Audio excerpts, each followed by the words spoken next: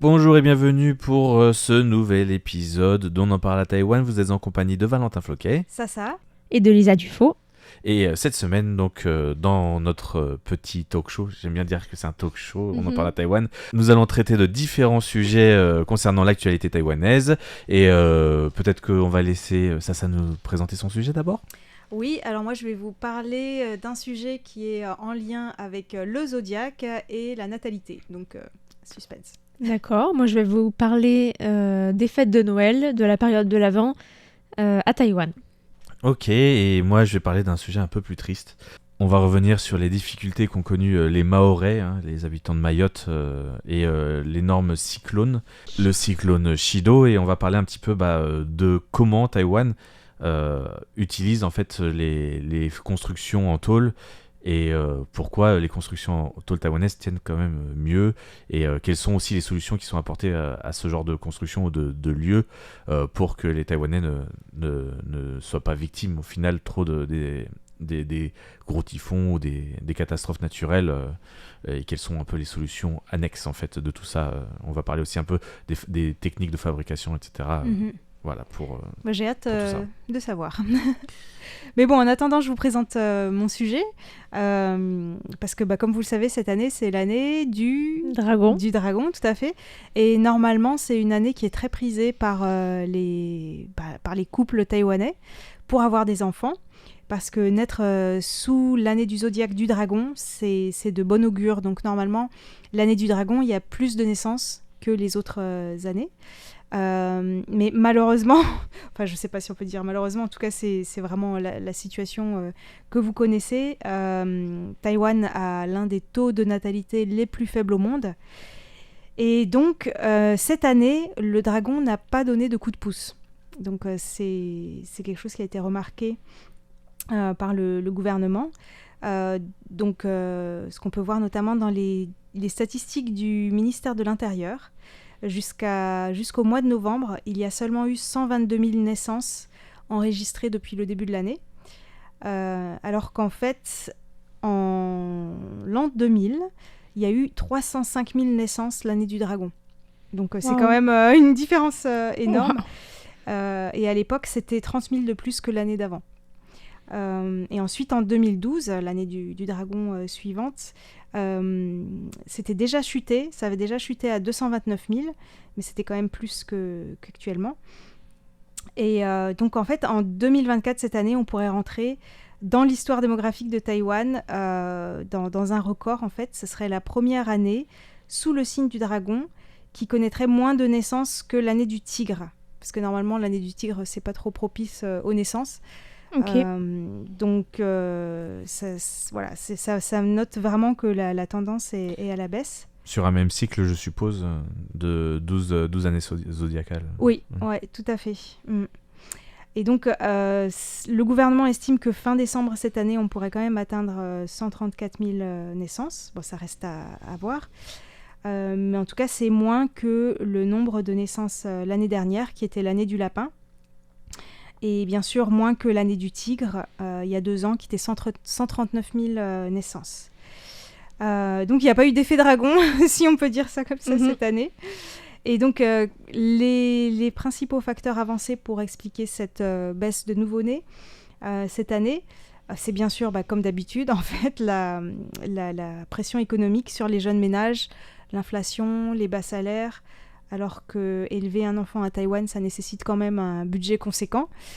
Mais selon certains analystes, il y a aussi le fait que les jeunes Taïwanais n'accordent plus autant d'importance aux traditions astrologiques et zodiacales qu'avant, et que dans leur nouveau mode de vie, la famille n'est plus aussi importante qu'avant. La famille. C'est-à-dire le fait d'avoir des enfants, voilà. Je parlerai après d'un troisième facteur. Mais en tout cas, au niveau des projections démographiques, la Commission ministérielle pour le développement national estime qu'à l'horizon de 2040, Taïwan pourrait enregistrer moins de 100 000 naissances par an. Donc c'est vraiment pas beaucoup. Et comme vous le savez peut-être, parce qu'on en a pas mal parlé sur notre site, l'année prochaine, Taïwan entrera dans ce qu'on appelle la société super âgée, c'est-à-dire plus de 20% de la population qui aura plus de 65 ans. Et donc, si la tendance actuelle se poursuit, en 2049, la population taïwanaise, qui est actuellement de 23 millions, devrait passer sous les 20 millions. Et en 2070, il ne resterait plus que 15 millions de Taïwanais. Waouh. Ça fait bizarre d'entendre ça. Et en plus, 50% seraient des seniors. Donc, Wow. pas facile pour le système de sécurité sociale, système retraite. Donc, que propose le gouvernement pour qu'il y ait plus de naissances ? Alors, ce qui a été annoncé, enfin, ce qui se fait déjà, en tout cas, c'est les subventions, par exemple, pour les couples infertiles et pour la congélation des ovocytes. En octobre dernier, le gouvernement a déclaré vouloir permettre l'insémination artificielle pour les femmes célibataires, parce que normalement c'est autorisé à Taïwan que pour les couples en fait. Parce qu'en fait, d'après le gouvernement, l'un des problèmes serait que les femmes ne trouveraient pas de partenaire à leur goût pour se marier. Bon. Autre problème, en fait, je pense que ça c'est un gros problème aussi, en plus du problème des crèches, du manque de place dans les crèches par exemple, c'est que beaucoup de Taïwanais s'inquiètent de la pression liée au fait d'élever des enfants, tout en devant aussi s'occuper de leurs parents qui vieillissent. C'est vraiment pas facile, tout en travaillant. Et donc, pour faire face à ce défi, le gouvernement réfléchit à des politiques qui permettraient de donner la priorité pour les logements sociaux aux jeunes couples mariés. Ça permettrait peut-être de les soulager un petit peu de la pression économique pour qu'ils puissent prendre soin de leurs enfants et de leurs parents en même temps. Parce que pour le moment, les logements sociaux à Taïwan sont distribués sont attribués, on va dire plutôt, par tirage au sort, ce qui est un peu spécial, mais donc là, il y aurait peut-être, le gouvernement réfléchit à faire en sorte de privilégier les couples mariés. Alors, il y a aussi, comme j'ai dit tout à l'heure, la question de l'infertilité, qui touche 10 à 15% des Taïwanais. Et il y a certaines mairies, comme la mairie de Taipei, qui a annoncé qu'ils vont augmenter les subventions pour les traitements favorisant la fertilité. Et je voulais juste faire une petite précision, parce que, en fait, la baisse continue des naissances, ça ne veut pas forcément dire, finalement, que la population diminue. En fait, il faut faire une différence entre la population à Taïwan et la population taïwanaise. En fait, là, les chiffres que je vous ai donnés tout à l'heure, qui sont assez impressionnants de population qui décline, c'est la population taïwanaise. Mais par exemple, en 2023, la population à Taïwan a augmenté de 0,67%. Bon, c'est pas beaucoup, mais ce sont pas des Taïwanais, ce sont des immigrés, en fait, qui, eux, donc, payent aussi des impôts à Taïwan, peuvent bénéficier de la sécurité sociale, etc. Mais ils ne sont pas des Taïwanais à part entière. Oui, en principe, c'est comme ça qu'on calcule la population des pays. Hein. On compte toujours ceux qui n'ont pas la nationalité. Je ne suis pas sûre que ce soit vraiment le cas à Taïwan. Non, et d'ailleurs, c'est une question... à Taïwan, c'est comme ça, du coup, non ? En tout cas, c'est une question assez sensible à Taïwan, puisque, je ne sais pas si vous vous souvenez, il y a eu une pétition de l'association Crossroads pour demander la possibilité pour les étrangers qui sont depuis très longtemps à Taïwan d'avoir la double nationalité sans abandonner la nationalité d'origine. Parce que si on veut avoir la nationalité taïwanaise, il n'y a que vraiment une toute petite minorité de personnes qui auraient fait une contribution exceptionnelle à Taïwan qui peut le faire sans abandonner sa nationalité d'origine. Et donc, les gens qui ont fait cette pétition estiment que le fait de pouvoir offrir cette possibilité d'avoir la nationalité, ça encouragerait davantage d'étrangers à venir et à rester à Taïwan. Ça, c'est certain. Hein. Et en plus, du coup, il y aurait plus de Taïwanais. Ça permettrait aussi au système de sécurité sociale, de retraite, etc., peut-être d'aller un peu mieux. Mais le ministère de l'Intérieur a répondu de manière négative récemment à cette pétition. En tout cas, l'association Crossroads s'y attendait à cette réponse négative et va continuer de militer. Voilà. Je crois que leur proposition, c'était de pouvoir demander la double nationalité au bout de 5 ans de résidence permanente, c'est ça ? Je crois que c'est au bout de 5 ans de résidence permanente de pouvoir faire la demande. Oui. Ouais, tout à fait. D'accord. Ouais. Bon, mais c'est pas pour maintenant, en tout cas. Non, c'est pas pour maintenant. C'est un sujet au long cours. Ouais. Mais c'est vrai que ça paraît un peu étrange parce qu'au final, le vrai souci, c'est le fait de vivre avec des enfants et de pas... Enfin, toutes les subventions qui sont utilisées, que les gouvernements, parce que ce sont les gouvernements locaux qui décident un petit peu des subventions en fonction de leur politique à eux. Au final, ça paye juste les établissements. Puis tout le coût de vie, etc., reste à la charge des parents. Donc si les deux parents travaillent ou font quelque chose et que les revenus sont toujours à ceux qu'on connaît à Taïwan, les nounous, tout ça, ça coûte des fortunes. Faut au moins gagner 100 000 NT par mois pour pouvoir se les permettre. Je parle pour un foyer, hein, bien sûr. C'est juste pas viable, quoi. Avec 2 enfants, bon, déjà pour en faire 3, c'est pas possible. Faut être très riche, faut faire partie des 30% de la population la plus riche pour pouvoir faire un 3e enfant les 3 quarts du temps. À moins que on soit propriétaire ou qu'il y ait d'autres facteurs qui rentrent en compte. Mais je vois, moi personnellement avec 2 enfants, c'est pas évident, quoi. Ouais, la pression économique, c'est vraiment pas facile à Taïwan. Il n'y a pas de suivi de l'inflation au niveau des salaires, il n'y a rien qui va dans ce sens-là. Il n'y a pas non plus d'aide à la naissance, donc tout doit être financé par la famille. D'autant plus qu'à Taïwan, il faut aussi donner les enveloppes rouges aux parents. Dans certaines familles, c'est tous les mois, et puis des fois, ça peut monter, quoi. Ouais. Même sans ça, hein, déjà, c'est déjà cher. Et les enveloppes rouges, en général, c'est quand on vit sous un même toit et que le logement est déjà payé ou qu'on se partage le loyer. Mais nous qui avons un loyer, par exemple avec ma femme, on est juste seuls ensemble, on a déjà des subventions pour le loyer. Et voilà, quoi, on peut pas se permettre grand-chose de plus que de juste manger et une sortie de temps en temps, quoi. Ouais, donc c'est vraiment... les conditions économiques qui sont pas faciles et c'est pas facile à changer non plus, quoi. Donc, oui, parce que c'est vraiment des problèmes plus structurels, en fait. Ouais, tout à fait. Des salaires, de l'immobilier, plein de choses. Ouais. C'est pas que quelques subventions qui peuvent vraiment faire dire aux parents ou aux jeunes couples, ah bah tiens, c'est bon, avec ça on va pouvoir... Et puis l'autre chose, c'est que Taïwan se calque souvent sur des modèles qui sont déjà pas extrêmement brillants dans le domaine, hein. Ça va être le Japon, la Corée du Sud, et ça va se comparer un peu les uns et les autres en se disant ah bah eux ils font ça, on va pas faire plus, hein. Voilà, il y a aussi ce problème là. Mais bon, c'est vrai que la natalité dans ces pays, au Japon, Corée du Sud, est aussi déclinante, quoi. Donc, c'est ça, tout à fait. Corée du Sud, Japon, Chine, Hong Kong, vraiment c'est un peu pour tous le même combat. Bon, mais moi je voulais vous parler d'un sujet un petit peu plus joyeux, des activités liées à Noël et à la période de l'Avent qui ont lieu à travers Taïwan pendant tout le mois de décembre. Donc je vais d'abord commencer par Taipei, où on voit des décorations de Noël un petit peu partout, même à la radio, où on a un grand sapin bien décoré à l'entrée.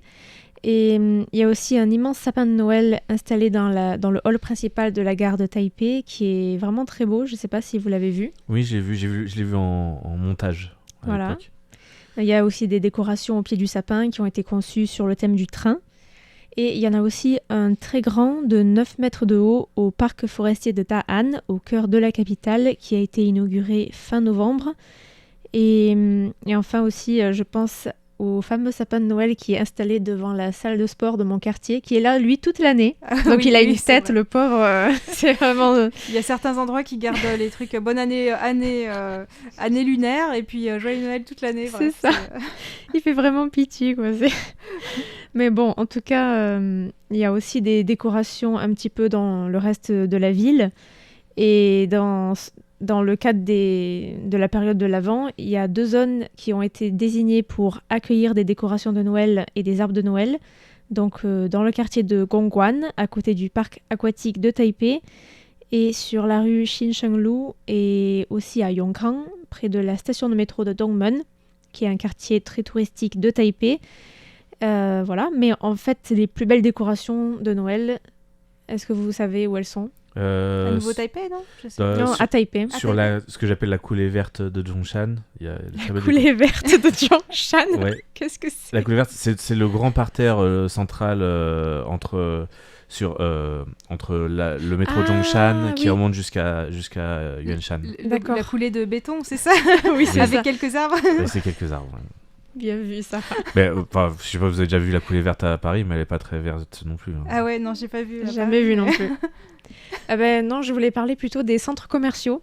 Oui. Qui en fait ce sont vraiment les magasins qui ont vraiment les moyens pour faire des décorations très très Mais grandioses. c'est un peu dans le même genre puisque c'est un quartier très commercial Oui. aussi. C'est vrai, mais en tout cas c'est vraiment des décorations très impressionnantes dans les grands magasins. Il y a aussi un grand concert de Noël qui a été organisé le 14 décembre dans le parc forestier de Da'an avec des chanteurs très connus à Taïwan tels que Wang Hong-eun et Johnny In. Je sais pas si vous les connaissez. Non. Moi non plus. Voilà, il y a aussi des groupes de chorale qui ont chanté des chants traditionnels de Noël. On m'a pas invité. On nous a pas invités. Ah oui, c'est vrai. C'est dommage. Il n'y a pas eu la chorale de la radio qui allait faire des chants de Noël. Non, je pensais plus à... je chante dans une chorale qui est la chorale philharmonique de Taipei. Mais je pense que c'est peut-être parce qu'il y a un chœur professionnel et il y a nous on fait partie des chœurs amateurs et peut-être que eux ils étaient invités, pas nous. D'accord, il faudra leur demander. Ouais, il faudra leur demander. Il y a aussi des décorations lumineuses qui ont été installées dans la capitale et qui vont rester accrochées jusqu'au 1er janvier.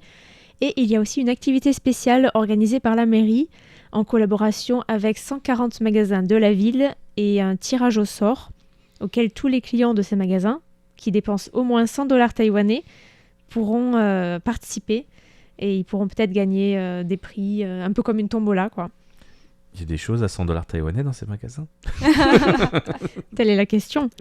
Il y a aussi le marché de Noël européen dans l'arrondissement de Xinyi, près de la Tour 101. Tu y es allé, toi, Valentin?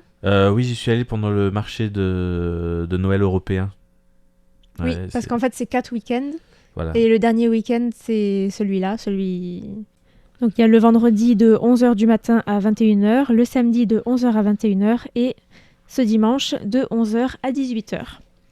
Alors, il y a l'Association des Français de Taïwan qui participe, le département des affaires culturelles de la ville de Taipei, le Bureau français de Taipei, qui sont tous les deux des organisateurs, le ministère des Affaires étrangères et la Chambre de commerce européenne de Taïwan. Voilà, c'était les principaux organisateurs et cet événement donc dure 3 jours. Il y avait par exemple de la danse folklorique irlandaise, polonaise, tchèque, des groupes de chorale encore. Tu n'y étais pas? Non. On ne t'a pas vu en tout cas. Il y avait un spectacle d'accordéon et au niveau de la gastronomie, il y avait beaucoup de produits allemands, des bretzels, des stollen, des desserts alsaciens aussi. Oui, des desserts danois à la confiture, du cidre chaud, du chocolat chaud, du vin chaud aussi, des macarons, de la charcuterie, des biscuits traditionnels de différents pays. Bref, il y avait vraiment de quoi se régaler. Et il y avait aussi des stands d'artisanat avec des habits tricotés de style scandinave, de la céramique, des jouets en bois, etc. Donc plein de choses. Qu'est-ce que tu as pensé de ce marché, toi, Valentin? Ce marché, c'était assez intéressant parce que ça fait plusieurs années qu'ils organisent ça grossit chaque année. Donc c'est aussi un succès, hein, tout ça est organisé par un Français de manière bénévole, donc c'est vraiment quelque chose quand même de remarquable d'avoir un tel marché.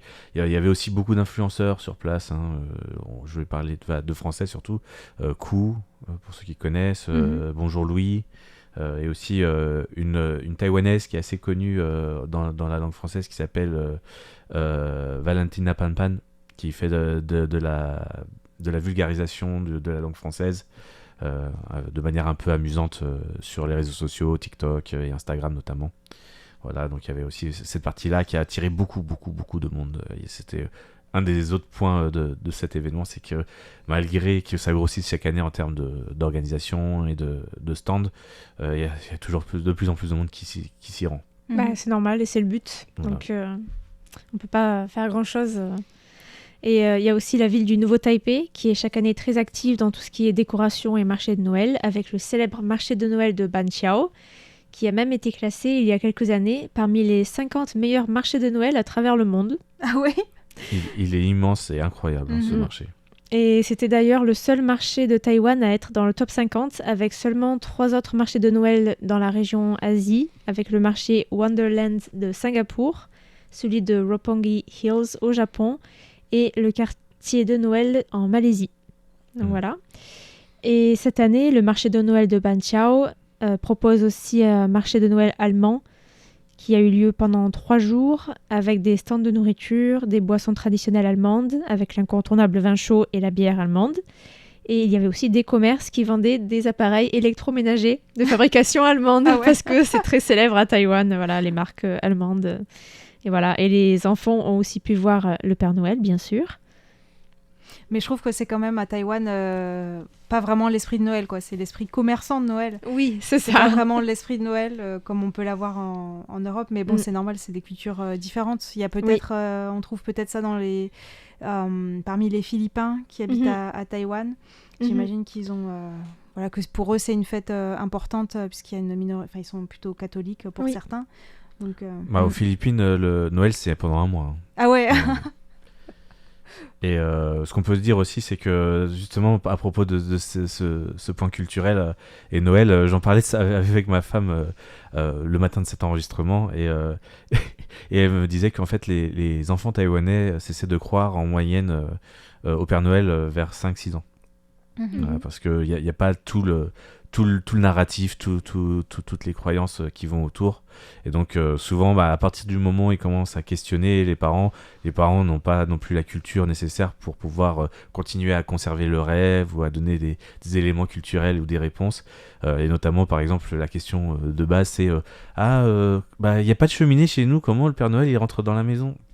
Mais en France, il y a beaucoup de maisons qui n'ont pas de cheminée non plus. On a des réponses, on a des façons, on a des films qui ils rentrent par l'air conditionné. Voilà. Non mais toi, on va trouver des réponses et on aura d'autres histoires et la féerie ne se contente pas juste du fait du Père Noël qui vient à la maison pour donner des cadeaux et des fois ça se résume plus à ça. Voilà. En tout cas, j'ai parlé à un ami taïwanais cette semaine qui m'a dit que quand il était petit, il était très envieux des petits-enfants étrangers qui avaient le Père Noël parce que lui, il avait pas de cadeaux. Et c'était pas c'est pas dans la culture à Taïwan de donner des cadeaux même pour les gens qui fêtent Noël. Et donc et pendant le Nouvel An chinois, il y a les enveloppes rouges aussi quand même qu'on donne vrai. Aux enfants, mais c'est vrai que c'est souvent sous forme d'argent et pas forcément sous forme de cadeau. Oui. C'est différent, voilà. Et puis c'est pas une personne tierce, quoi. C'est la famille, c'est les gens directement de main à main. Il y a pas de partie de magie, quoi, comme on a dans les célébrations de Noël. Voilà. C'est un vaste sujet, hein, parce qu'il y a toute une réflexion sur est-ce que c'est bien de mentir aux enfants pour leur faire croire qu'il y a un Père Noël. Bah ouais, tout à fait. On pourrait en discuter à 3 heures. Ça c'est clair. Mais on va passer au 3e sujet. Oui, moi, je vais faire un peu plus concis que ce que j'avais prévu. Donc on va parler du cyclone Chido, un sujet quand même un peu plus lourd, de Mayotte sinistré. Et donc le cyclone Chido qui a fait des vents à plus de 200 km/h. Alors à Taïwan, pour nous, 200 km/h, c'est plutôt quelque chose auquel on a eu l'habitude cette année. Rien qu'au mois d'octobre, avec les 2 cyclones, les 2 typhons qu'on a eus, qui sont Kongray et Kraton. Ouais. C'était 240 et 260 km/h. Là, c'est surtout pour les pics. C'est les rafales. Oui, c'est ça. C'est ce qui détruit en général. Mais ça ne veut pas dire que 200 km/h, c'est pas beaucoup quand même. Oui. Non, pas du tout. C'est pas du tout dans l'optique, mais c'est pour donner un peu. La Taïwan a cette. Et la comparaison a été très rapidement faite avec Taïwan en termes de typhon et le fait que Taïwan, on a les infrastructures. Là, je parle de commentateurs politiques, de personnes, aussi d'articles qui sont apparus un petit peu en France en faisant la comparaison. Oui, quand même Taïwan, je pense que c'est un des exemples avec le Japon de résilience par rapport aux catastrophes naturelles. Et donc c'est vrai que ça a été très vite cité mais j'aimerais quand même remettre un peu en contexte parce que les gens ont très peu d'imagination sur ce qu'est Taïwan en termes d'urbanisme, en termes de maisons, etc. Et ils s'imaginent peut-être que tout est Taïwan est en dur alors que c'est pas du tout le cas. Et il y a eu aussi beaucoup l'argument du tout était en tôle, c'est pour ça que tout s'est envolé, quoi. Alors, on parle de bidonville, donc c'est pas du tout le même genre de bâtiment en tôle qu'on a à Taïwan. C'est là-dessus aussi que je voulais mettre un petit point, parce que En fait, à Taïwan, en bâtiment en tôle, on a souvent des constructions pour tout ce qui est atelier, donc tout ce qui est industriel, et ou entrepôt, et sinon on a aussi tout ce qui est construction illégale. C'est-à-dire, vous connaissez peut-être les Ding Lo Tiagai, sur le toit des maisons. Les constructions illégales sur le toit, ou alors même parfois des extensions de maisons ou de bâtiments qui sont faits en tôle, justement parce que c'est illégal, et que si jamais on se fait taper sur les doigts par la police, ça n'aura pas coûté trop cher de faire cette extension. Voilà. Oui, on peut l'enlever facilement aussi. Voilà, ça se détruit facilement et ça n'a pas coûté trop cher à construire. Voilà. Et c'est un peu aussi toute la logique autour de la tôle, parce que au final ça permet beaucoup de flexibilité. C'est un peu les avantages de ce type de construction, puisque au final voilà, si ça s'envole, au final ça se reconstruit dans la semaine, on peut reconstruire, ça coûte pas trop cher, et c'est souvent donc pour des constructions qui sont pas forcément les plus importantes dans la vie de tous les jours des Taïwanais. C'est très peu de l'habitation, peut-être dans des zones plus pauvres.